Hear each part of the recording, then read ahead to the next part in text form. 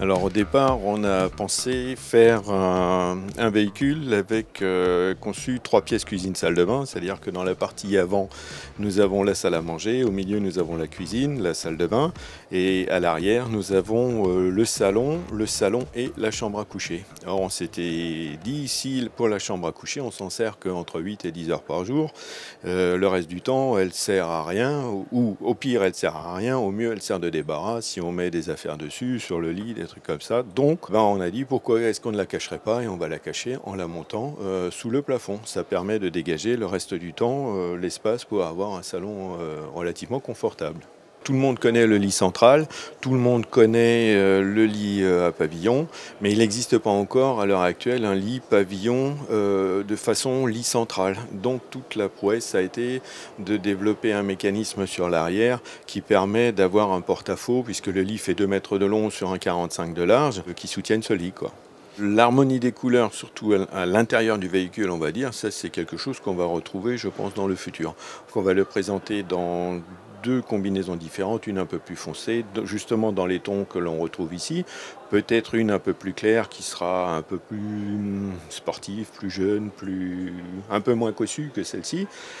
Ça, il y a de fortes chances que ça va se retrouver, oui c'est vrai, parce que ça a bien plu. Par contre, sur l'extérieur, là aussi, donc le cuivre mat, ça reste, là on s'est fait plaisir, ce sont les techniciens qui vraiment se sont fait plaisir, et on a dit ok, essayons de trouver quelque chose d'original, quelque chose de nouveau, ce qui se fait dans l'air du temps, mais il y a très peu de chances que ça viendra de série. C'est peut-être un véhicule égoïste, on va l'appeler comme ça, puisque c'est essentiellement un véhicule fait pour 2 personnes.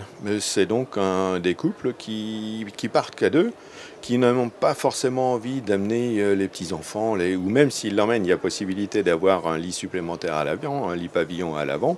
Mais donc c'est un couple qui part tout seul et qui a envie de voyager de façon confortable. Donc même quand ils sont dans un endroit où il pleut, d'avoir à l'arrière un salon en plus de la chambre à coucher.